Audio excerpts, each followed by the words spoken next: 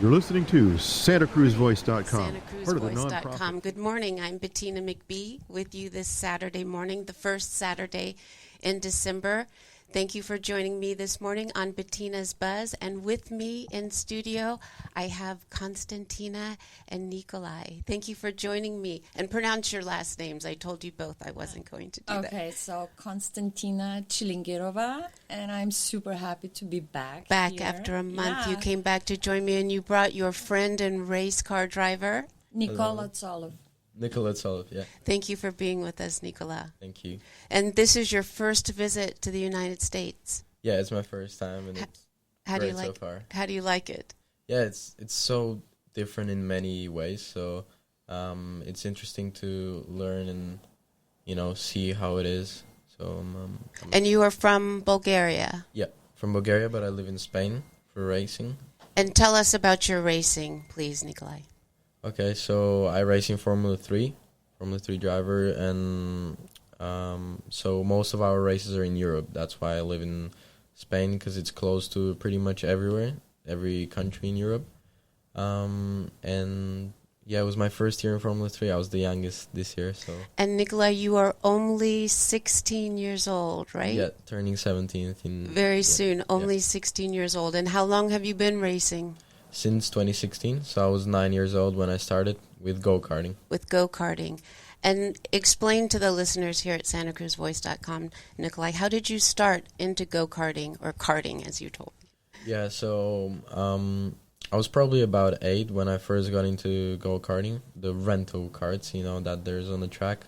And I really enjoyed it, so my father said, whenever you do good at school, you're going to go drive, so that was kind of motivating me to do better in school and learn.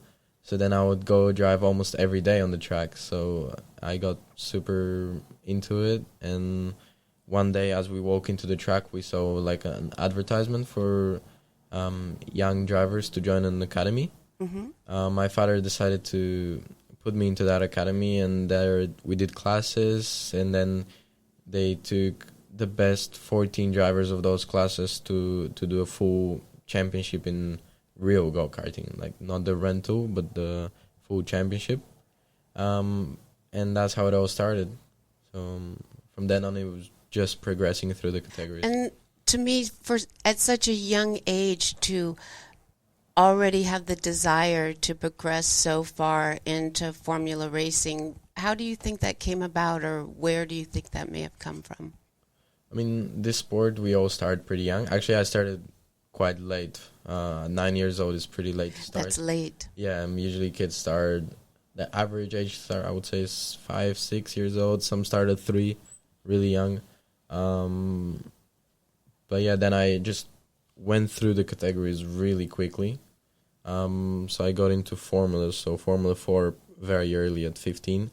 That's the minimum age to drive Formula 4. And is Formula 4 the lowest tier of the formula? Yeah, it's the lowest one. So you have Formula 1, Formula 2, 3, and 4. Mm-hmm. 4 is the lowest. And I managed to win it in my first year. Congratulations. Thank you. Last year dominated the championship. So then I had the opportunity to go into Formula 3, and we took it. And it was obviously quite a difficult season, as the step is quite big, and you have a lot of new tracks, and in Formula 3 you race in the same weekend as Formula 1. So a lot of people watch you, and yeah, so hopefully I'll repeat again next year and try to fight for the... It seems to me you must have a great deal of fearlessness, even to be so young and to progress up to Formula 3 so quickly, and to be willing to take that jump. Yeah, of course. I don't feel fear. I don't think I have fear of speeds, for sure. Well, I could tell that. And we met for the first time. Konstantina came down. You both came down from San Francisco yesterday, and we met in Carmel, and we were there for the hustle and bustle of Carmel and the tree lighting ceremony. And we met in Portobello. And meeting you there, Nikolai, for the first time, I could really sense your great sense of confidence and maturity already at such a young age, and coming all the way to the United States for the first time with Konstantina. And how has that partnership been, and how did that start, Konstantina, your partnership? So our partnership with Nikola has been sort of like a Christmas story, 2022, because it was always my dream to see our logo on the racetrack, Rosso Corsa, that iconic racing color. And historically, because as I explained a month ago, the color was born in 1907. And your brand took that color. But, however, the logo as a logo has never been on the racetrack. The color is on the Ferrari Formula One team, the Scuderia Ferrari. But basically, we made history with Nikola because he was the first one to drive on his car the Rosso Corsa logo. Now, we are a small and growing brand, so I thought that we're sort of like pioneering somebody that nobody else has. Well, you've made history. We did make history. You've made history. It was so exciting because I went to the first race in Bahrain, and I was hesitating whether to go or not. And I'm like, no, I have to be there because the logo will be racing for the very first time in Bahrain. And I just want to make a quick note here, like the Bahrain Formula One race is amazing because it's in February. Bahrain is normally warm, it's not super hot, and the racetrack is very beautiful. So, but basically the partnership, because I was really, it was sort of like a Christmas prayer for me. I hope we can make it into the Formula Series. And then I was in Bulgaria last year for Christmas. We always go back there with my son. And one of my neighbors told me, we have a Bulgarian young man in Formula 3. And just as soon as I heard that, I was in a coffee shop trying to find Nikola on Instagram. We connected. And then he immediately connected me with his managers. So this is probably the best moment to just pitch in a little bit. Like, he's the youngest driver on the grid. In Formula 1, 2, and 3, we have 72 drivers. 20 in Formula 1, 22 in F2, and 30 in F3. So these are the 72 most select drivers in the entire world. And how he was discovered for Formula 3 was by the legendary Fernando Alonso, who is 42. He's competing in the Aston Martin team. He's basically pushing the limits for us, like the older generations. But Fernando Alonso is his manager and his mentor. He has a management company, A14. So together with two other partners, Albert and Alberto and Fernando, they manage Nikola. They discovered him as a talent. And because they noticed how talented he is, basically Nikola went directly from Formula 4 to Formula 3. There is one more interim level. It's called FRECA. It's the European Regional Championship. But Nikola was so talented, so they decided to just have him skip that level. And he was on the Formula 3 grid in 2023, starting with our logo. And that's wonderful, and congratulations. And now here you are on SantaCruzVoice.com. Yeah. And we've encouraged you to let all your family know to be listening, and hopefully they're streaming. And we are international, which is very thrilling to me. So how has your partnership been with your manager, Fernando, for you, Nick? Yeah, it's been very great. We firstly met, we saw each other for the first time a long time ago, probably it was end of 2019. But we actually started working together in the end of 2021 when he contacted with me as I was doing really good in go-karting with his karting team. So, yeah, he contacted with me and decided to do a race together, a 24-hour race of, again, go-karting in Dubai. So we did that race together as teammates, and that's when we really started to bond and get close to each other, and when he decided that for sure he would be supporting me. So it's been around 2 years that we've been working together.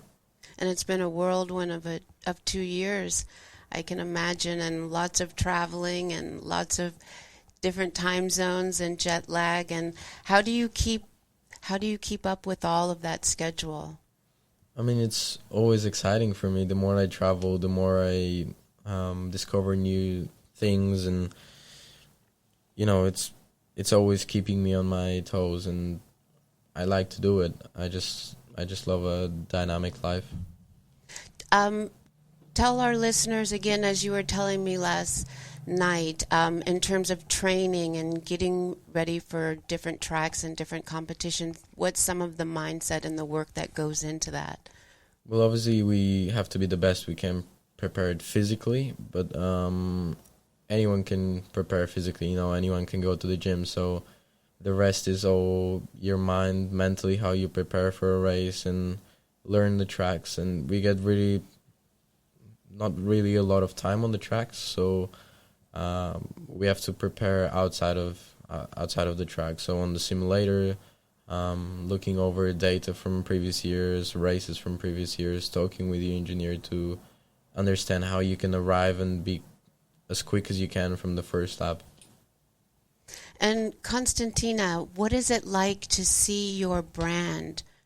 Can you see it at that speed? But to see Rosa Corso zipping around the racetrack after all your hard work, because I remember very well getting that text with, I have a surprise, that you were so excited, but you didn't want to tell me yet. You didn't want to jinx it. I remember she texted me to say something wonderful had happened in your sponsorship. So how is that? Oh, and I just want to mention the moment when actually I saw the first images of the car on the racetrack was February 14th on Valentine's Day.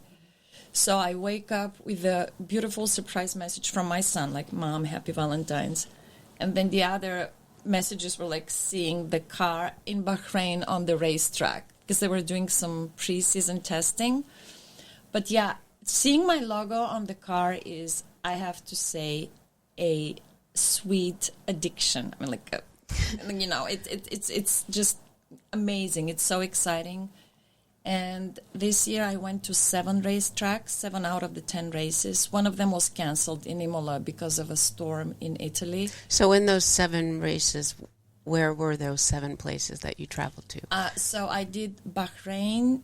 Imola was canceled, but we were there with Nikola and his parents, and we went to the racetrack because in Imola, it's the legendary Tamburello turn where Ayrton Senna died.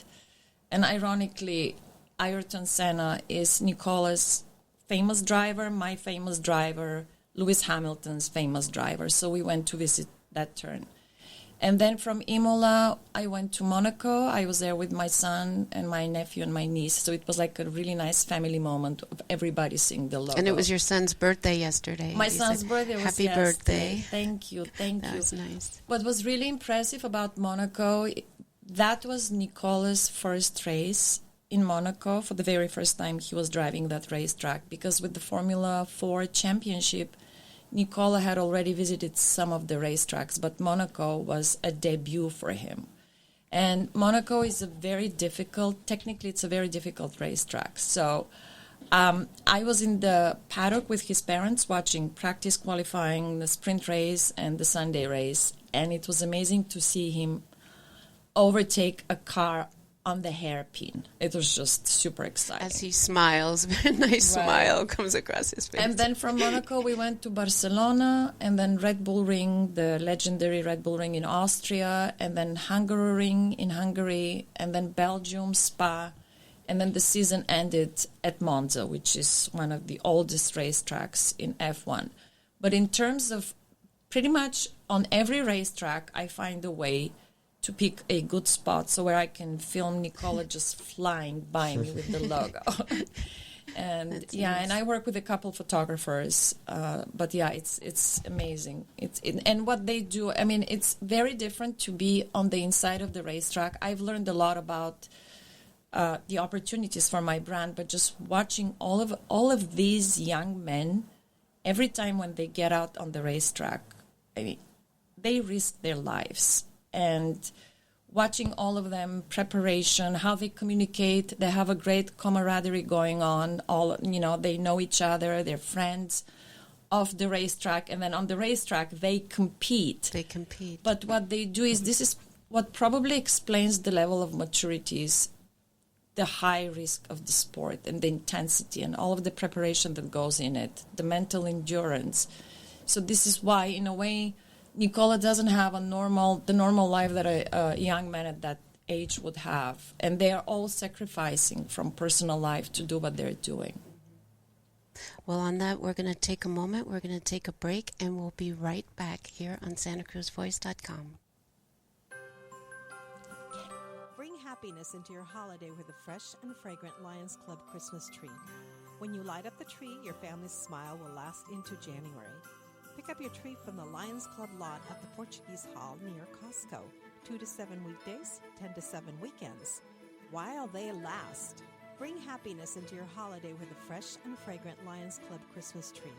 All proceeds go to helping those in need in Santa Cruz. When your business is on the move, you must find the right place for it to move. Let's ask Matt Chelton, General Manager of J.R. Parish, the big question: what is the right place to move one's business? Location, location, location. Sometimes it's rent. Sometimes it's the fact that there aren't that many buildings available to suit you. But mostly it's location of your customers, location of the principals, location of your employees. Move it to the right place with the help of the power brokers at J.R. Parish in Santa Cruz.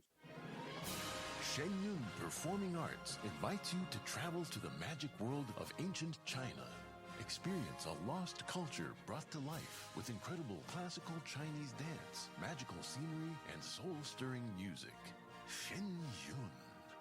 Coming to San Francisco, San Jose, and Berkeley, December 29th through January 14th. Tickets at shenyun.com. Okay, we're here back live at SantaCruzVoice.com. I'm Bettina McBee. You're listening to Bettina's Buzz. And with me in studio, we have Konstantina and her F3 driver, Nikola. Thank you very much for being with us this morning. And you were talking about the thrill of seeing your logo whiz around the track. And Nikola, what is it like to cut off other drivers and win a championship? What is it like to be on the grid? Yeah, it's an amazing feeling. But I didn't get your question. Cut off? What do you mean? Cut off? Pass. Pass? Oh, overtake. Get in front of? Language barriers. No, for sure. I only speak one language, and he speaks how many? 5? 1, 2, 3, around 4. Four. So cut off is so American. Pass. Yeah, pass or we say pass or overtake. Overtake. Yeah.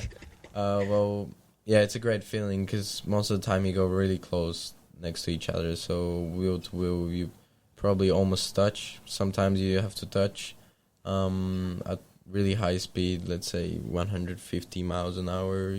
You overtake someone. So there's always a risk of crashing, and that's really exciting. The adrenaline is really high. And that's really exciting. Yeah, I would say so. I mean, the risk of, but there is obviously a lot of risk that must make it exciting. Yeah, the sport exciting. I think that's what makes it really exciting. I love the speed. I love the adrenaline, going close to people. Yeah, that's what makes it fun. And what's really interesting to me is you have such a calm, mature demeanor.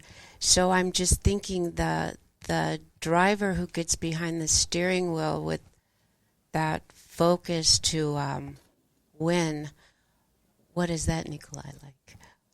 Yeah, you always need to be calm because when you're stressed, you can't think quick. You don't make the right decisions. So you always need to be relaxed before you jump in, but you also need to be ready. You need to be awake for sure because your reaction time in most of situations is really dependent. So, yeah, I try to keep your cool all the time. Do you think your experience driving has helped you in meeting people and meeting new people, your travels, and driving itself, the sport? You meet a lot of different people and you do a lot of traveling.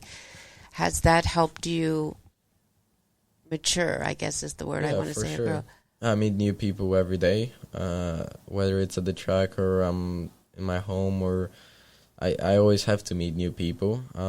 So socializing is definitely a thing in our sport, as we travel a lot as well. And definitely it's a bit different than a normal life where you go to school every day and you spend a lot of time with people your age. So when you're someone like me that's most of his time on the track, you spend a lot of time with engineers, mechanics, coaches, and people that are, 30, 35 years older. So you always have to be more mature in that sense. Different company and stuff. What do you think are some of the benefits of being with some of us older people that we have to offer you in terms of your sport and the environment that you're involved in? Well, for sure, you learn a lot of things earlier than other people, than regular, people who go to school. So, for example, traveling, I already know how to travel to anywhere you tell me right now. And, a way to talk, a way to meet new people, how to come across as more professional and stuff like that. But in other senses, maybe we're less experienced than normal people. For example, I don't know how to cook. A lot of my friends know how to cook because I never have to. If you travel a lot, you always go to restaurants and stuff. So, yeah, it's a bit different. And you were telling me last night, you were explaining to me, I was asking about the size or the proportions a driver needs to be successful driving, or comfortable, I should say, driving.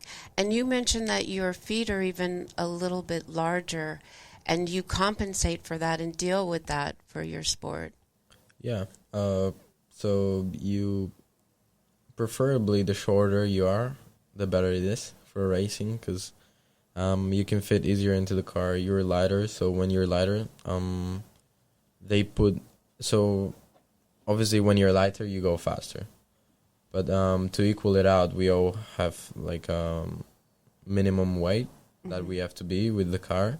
So for Formula 3, it's 700 kilograms, which is, I don't really know how many pounds, but so for example, that means the driver with a helmet and the full kit cannot be more than, I think should be around 75 kilograms. And do you have to weigh in like jockeys do? Do you literally weigh in? Yeah, you weigh after the race. So if, for example, I'm a bit under that weight, so even if it's 100 grams, my car weighs less than the minimum, you get disqualified from the race. So when you're lighter, they put extra weight on the car. And usually when they put extra weight, it sits lower in the car. So the center of gravity is lower, so it's better. So you would like to be light, you would like to be short, and yeah, that's pretty much it. And you mentioned that when you get out of the car after you've been in for lap after lap and competing and at this focused high level, what is it like when you step out of the car? Is it relief? Is it... You just want to catch your breath and drink some water most of the time. Do you miss racing when you're not racing? Oh, always, yeah. Always. If I could, I would be on the track every week. But, yeah, like I said, unfortunately, we don't get too much of track time. Well, how long is your season, roughly? Well, it never stops, really. It always keeps going, but it starts, our season this year started in February and finished in September. So it finished really early. Usually it stops in December in most categories, or November. But yeah, for us it was early on. But yeah, whenever you don't race, you still work, You're in the simulator. Yeah, you do more work outside of the track than on the track. You work so much outside, so when you arrive there, you show, what you've done and how far you've come. And you work with your management team during the whole year. You're constantly working. Yeah. Obviously, my management. We do training camps as well, but it's mostly their job is to put me in the right racing team, so it's not related to my preparation for the races. I have the responsibility and my team for the my preparation for the races. Then my management, they choose where I drive, and that's what they do. So as you were mentioning the collaboration between the two of you to come together and collaborate on the brand and bring the racing and the Rosa Corsa together, and that came about, and are you enjoying that collaboration?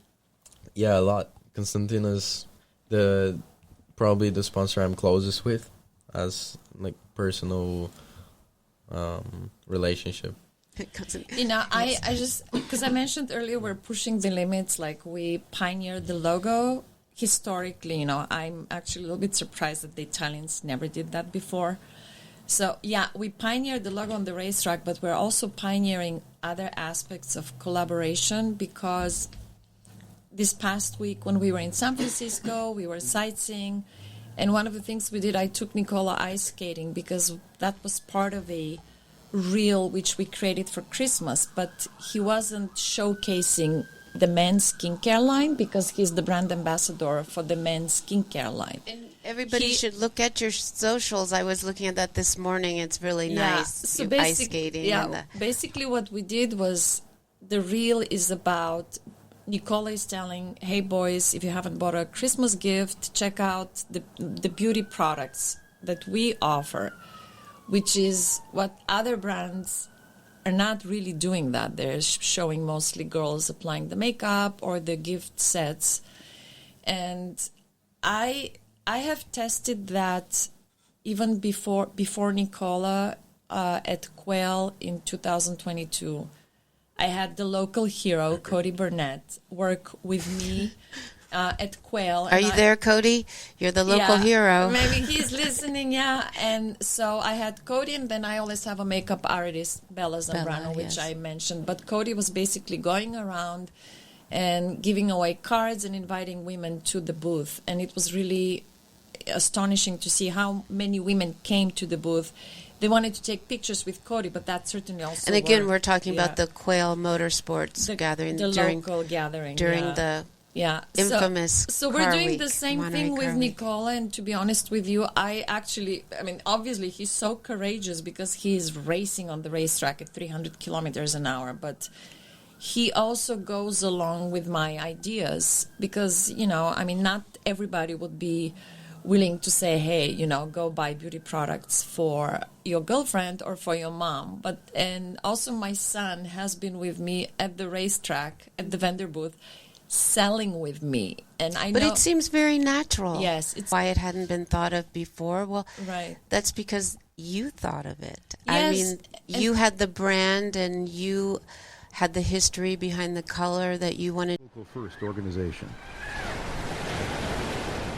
We mock what we don't understand. To use for your product, and it grew out of your own passion as I've grown to know you. So right, and then as I mentioned on the previous interview, my favorite customers during motorsport events like Quail, Concorso Italiano, IndyCar are actually gentlemen who come to the booth to buy gifts for their wife, for the daughter. Yes. And also first impressions from my son being at the racetrack was to see how women respond to him doing customer service.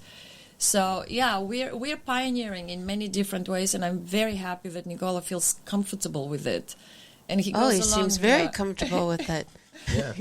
Very comfortable with having another avenue to represent himself as well as a pioneering brand. Right. Yeah, and I appreciate his creativity because sometimes if we have to shoot something little, I let him think and see how he wants to do things, and we have more work to do while he's here. And what's also so wonderful about you, Konstantina, as I mentioned the first time you visited here at SantaCruzVoice.com, is that when you come from San Francisco down here to the peninsula, both for Car Week or different events, you use local, you think local, you use local talent, brand ambassadors such as myself and my daughter Serna, and then you bring your racer to enjoy this area and to enjoy the Monterey Peninsula and to share Santa Cruz and Carmel, and that's very gracious of you as well.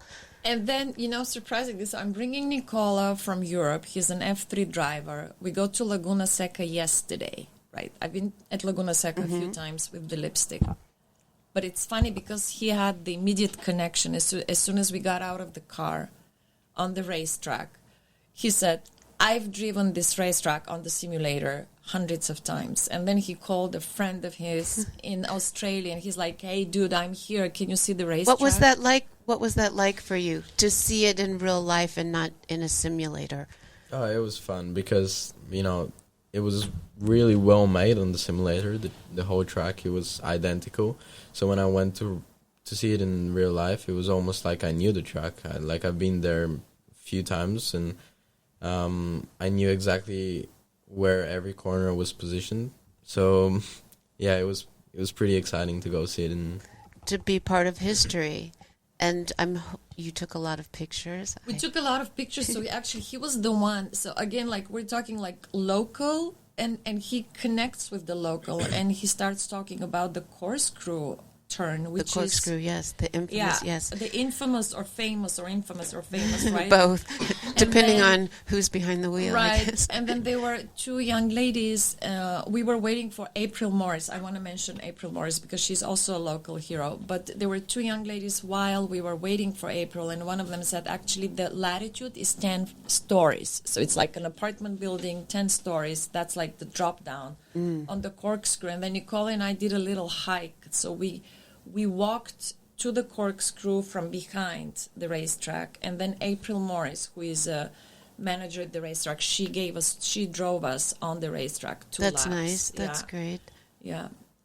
So it was a very interesting experience, bringing Nikola, and he's like, oh, I know this racetrack like the palm of my hand. Yeah. So what is Bulgaria like? Give us a sense of, I've never been there. So now that you've been here, Nikola, let us know what comparisons perhaps are there any between your home and Carmel or Santa Cruz? It's fully the opposite. Nothing here reminds me of Bulgaria, really. But I like it because it's different. I like seeing different things. I like exploring. So Bulgaria, it's really green, so we have a lot of mountains. Here you have a lot of mountains, but they're more, at least here in California, more yellow, kind of. So it reminds me actually a bit of Italy, Tuscany, in some places. So it's really beautiful. We drove around the coast to see the view, and yeah, it's great. It's beautiful, isn't it? Did you enjoy the ride coming from Carmel here this morning? Yeah. It's very nice. I always love the ride coming beautiful. from Marina here. But yeah, all the, nice. And traditions and the way people talk and what they do, it's so different. So here everyone is pretty open. So people would talk to each other a lot without knowing each other. While in Bulgaria, it's more like, you go to a restaurant, you sit down, you order, eat your food, and you don't have to get to know anyone. While here, random people just see each other and just talk to each other. And that was fun because everybody we were having such a great time last night at Portobello. We had a really great Kickstarter for the holidays because I took him to Lafayette with 3 American families for Thanksgiving. And I wanted to show him something very American, traditional, and that's the way to start the holidays, right? And Nikola immediately blended with the whole scene. There were other young people. They were very interested in what he's doing, but he basically felt home. So he really fits well locally. Locally, well, he fits well here in the studio. So, and what are your plans next? What's on slate for you while you're still here in America? So we will go back to San Francisco today, and then stay for 2 days, and then on Tuesday we fly to Vegas. So we'll go to Vegas for it's called Name Day, so San Nikola. So they do, in Bulgaria we celebrate it. so it's called Name Day, and we will do like a dinner in a Bulgarian restaurant in Las Vegas with Bulgarian people. Mm-hmm. So that's gonna be fun. I'm excited to see it and see Vegas. And see Vegas, and you're excited to race, no doubt. Yeah, hopefully one day. Nikola was initially supposed to come for Velocity Invitational, which was the weekend before the Las Vegas Grand Prix. Mm-hmm. He was going to visit, during that period, be with the brand at Velocity Invitational, and then we were going to go to the Las Vegas Grand Prix together. But they chose him to compete in the Macau World Cup, which is a very prestigious race, which is why we had to delay the visit a little bit. But because Las Vegas was part of the initial schedule, I'm like, I don't want to deprive him of seeing, the mecca of entertainment and just, the shows. So we're going to go to Vegas, and there are already members of the Bulgarian community who are waiting for him, because there were a lot of Bulgarians for the F1 race in Las Vegas, and they knew that he's coming. So this would be really nice. Like he will have 2 nights in Las Vegas. The second one will be a celebration of Saint Nicholas with Bulgarians. They will get to know him, and he gets to see the City of Lights in the U.S. That's wonderful. Do you think your parents are listening, Nikola? I think they're almost going to bed right now, because Really? they're in Bulgaria, so there it's like What's the time there? 10 p.m. almost. 10 p.m. Well, So- if we'll go ahead and we'll say hello to your parents. We'll say, Yeah. what would you like to say to your parents? That I'm really thankful for them supporting me always in my career, and they gave their life. They just give their lives for me to keep going with my career and keep racing. My mom stopped working for me so she can travel with me, because until this year I was under 16, so you cannot travel alone. So she was coming everywhere with me. She still lives with me. Then my dad works all day, every day. What does your father do? He's an IT manager, so IT director. So he works all day, every day, just for me to be able to race and support financially, obviously. And you were sharing with me that your father had those same ambitions you did. Well, he was doing go-kart as a child, but his dreams... Yeah, I mean, he did go-karting a few times, but just rental, as a visitor. And... yeah, his parents were too scared of him doing that. Right. So he never managed to compete. And then when he grew up, he wanted to be an astronaut. But, yeah, he passed, Speed, space, something, go, Yeah. right? So he passed every single exam except physical one. So he had some problem with the heart, so that he couldn't go to space. Mm-hmm. It would have been exciting to see him as an astronaut, but yeah. He's excited to see you living your dreams. I know as a parent, there's nothing better or more rewarding than to see our children do things that they want to do and be there to encourage them to achieve their goals. I had the pleasure to spend 7 races with his parents, Mira and Mitko, Jimmy, basically. They're just truly wonderful people. As Nikola mentioned, they have dedicated everything to make his dream come true. They're working very hard towards that. And also, my son is 23, right? And he's 24 now. 24 now. He turned 24 His birthday yesterday. Yeah, and he's everything to me. When we're on the racetrack, and I love watching my logo on the racetrack, but what his parents... they're used to it. I know that they're used to it. At the end of the day, it's their son on the racetrack, Do you think they're really used to it? Yeah. He says yes. Yeah. They're used to it. Yeah. So. They trust you. Yeah, they do. And they know how hard you're working. Yeah, exactly. So. No, they trust me in everything I do. So yes. I think that's really important. That's really important. And they trust you, Konstantina. They trust me, yeah. We have Taking a very good relationship, yeah. Son around and bringing him to America. Yeah, this was a really cool idea which his managers brought up, A14 management. Like I said, he was supposed to be here in November. Initially, the idea was for Nikola to be here during Monterey Car Week. But that was we didn't have enough time to organize it because he needed to get a visa. So I would have loved to show him Monterey Car Week and everything that goes with it. So that's why we switched gears. We decided for November for Velocity Invitational. But yeah, this visit also for Nikola, it's sort of like part of like preparation for racing. It's just experience something totally different, see the way American people think, because at the end of the day, this is the country of unlimited opportunities. Unlimited opportunities. We're going to take a moment. We're going to take a break. I'm late, but we're on the fast track here at SantaCruzVoice.com. Hold on. Gledam времето.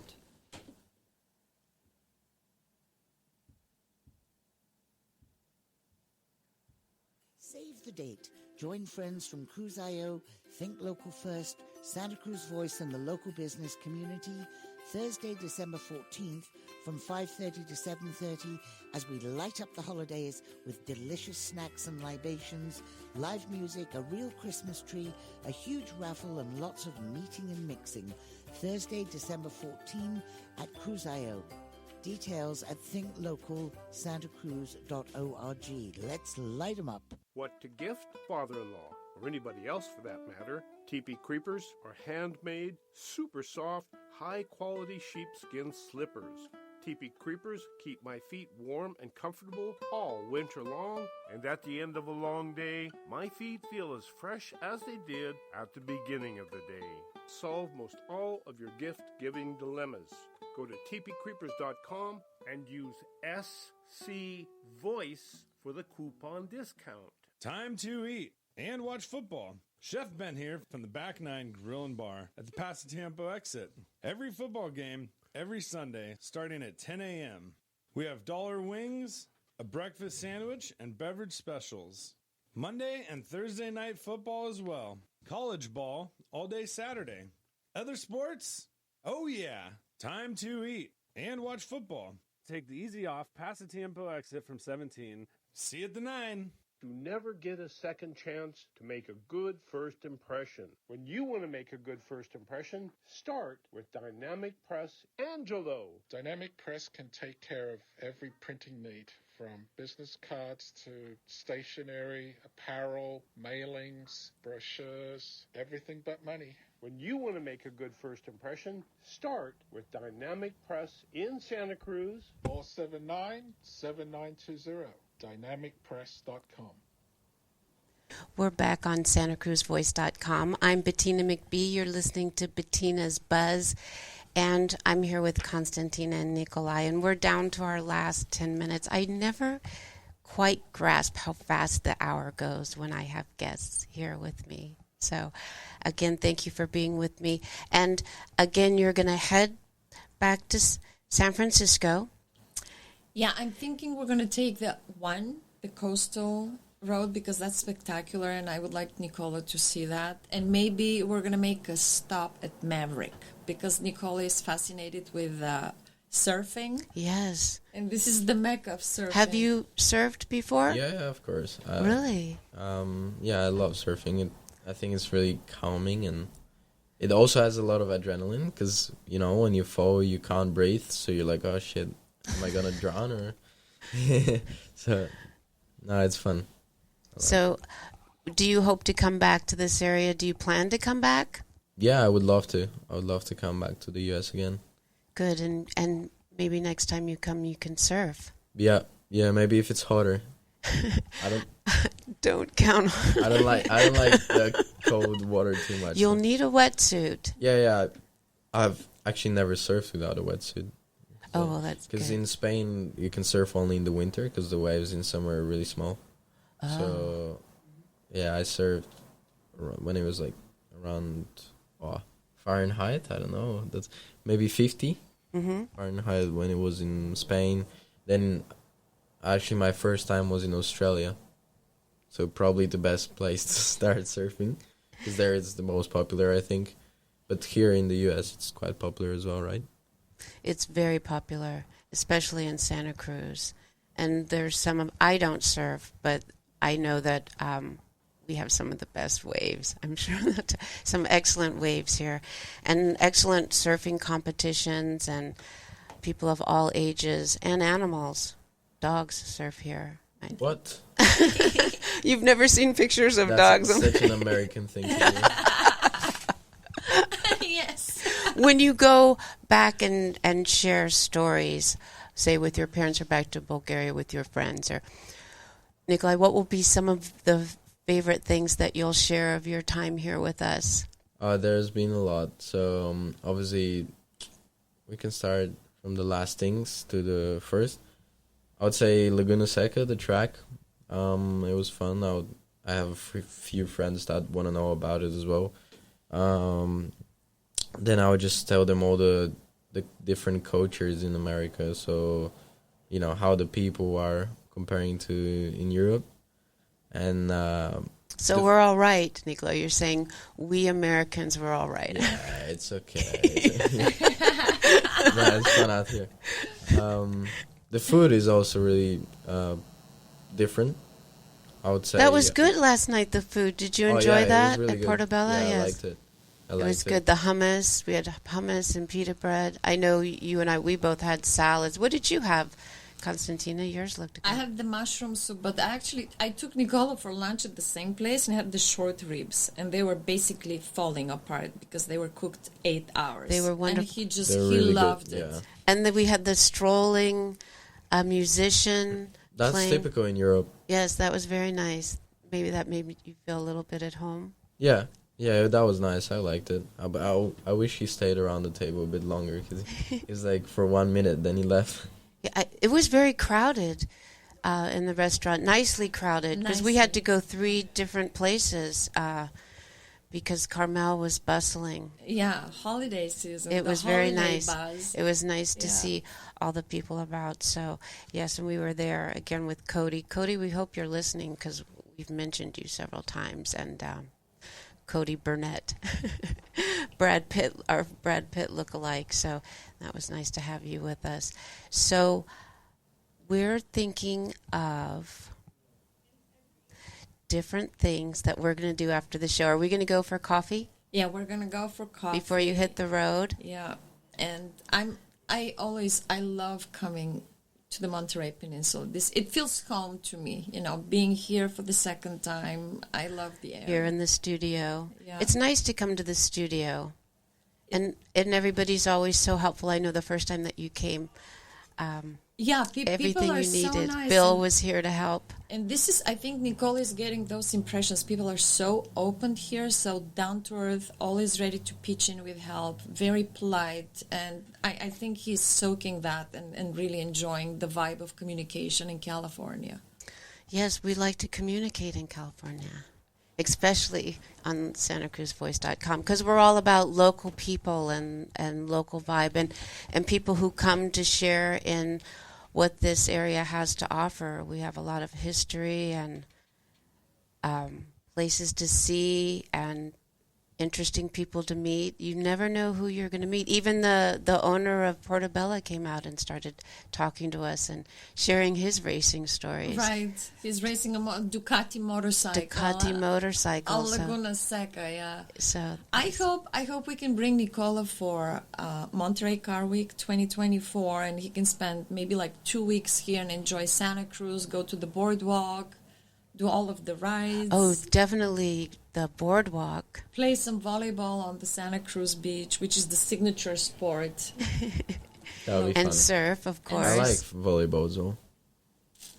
What since you aren't in school, obviously, but do you do study courses or how do you have to study. I still have to take my exams to finish school, so I just study at home alone, and my grandma helps me, so I always call her on the phone and we just do That's nice. different exams, tests together, and then in the end of every year I have to take exams. So And you do well. I'm Yeah. sure you do very well. yeah, I do well so far.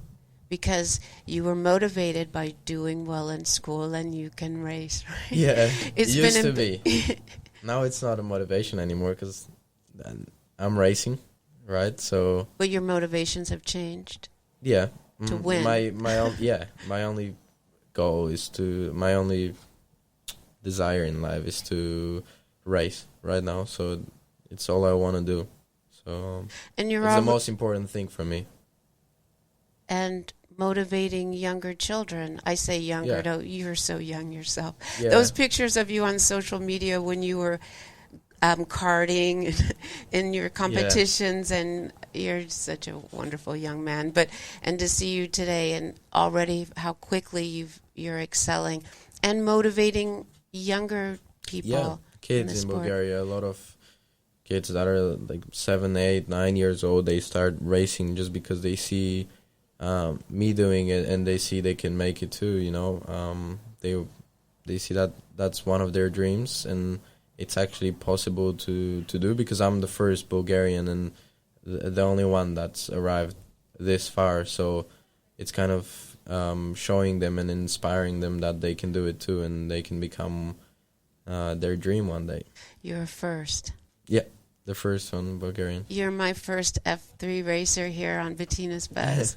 So that's a first. I'm thrilled to have that. And I'm also thrilled, again, that you take the time, Konstantina, to come again, that you enjoyed being a part of SantaCruzVoice.com, and from your first visit said, I want to come and bring my racer and share this experience with him. So all of the listeners are very happy about that. So again, we wish you all great success. Next time you come this way, we hope that you'll be a guest again. You're always welcome. As I tell all my guests, you're more than welcome to come back and share stories, and stay safe out there on the grid. Yeah, thank you. I will. What are some of the things you say to racers if they're such a, like, stay safe? Like for actors, you say break a leg, but what's... You never say stay safe. You don't? You would rather...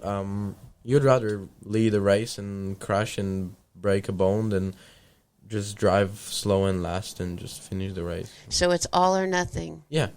Yeah, you have to be first no matter what. And it's that mindset. Yeah. You're there to win. Yeah, you're not there to be safe. You're not there You do not jump in the car well, to be that pretty safe. much, it's not a safe sport. No. But it's a wonderful... For those of us, like we mentioned, we had Jesse Awuji on. He drives NASCAR, stock cars. And a mindset is there, obviously, not only with competitors, but with racers, the love of speed, the love of the competition, the focus is intense. It is. It really is. And is there anything else you want to say, Nikolai, before we leave in your last minutes of streaming in America? I can't think of anything right now, to be honest. We talked about quite a lot of Except stuff. to try Rosa Corsa Oh, yeah, men's for products. Sure. Try them Rosa Corsa men's products. Buy some gifts for your special ones, mom, sister, friend. Anything. And now that people have heard you streaming live, how can they find out more about you, your social media? So yeah, on Instagram, I'm quite active there, so they can find a lot about me there. Facebook as well, Nikola, Tsolov, both. And for more information about Konstantina, how can they find you? Rossocorsa.us, ROSSOCORSA.us, all made in the USA. And yeah, it's a local brand, so... Great. And to find out more information about SantaCruzVoice.com, you can check out our website, our different program managers, different shows that come up, what their programs are going to be about. It's all really exciting. We have a lot of things exciting going on here at our streaming station. And next Saturday here on Bettina's Buzz, I'm going to have Bill Wolverton with me, one of my fellow cohorts here at the station.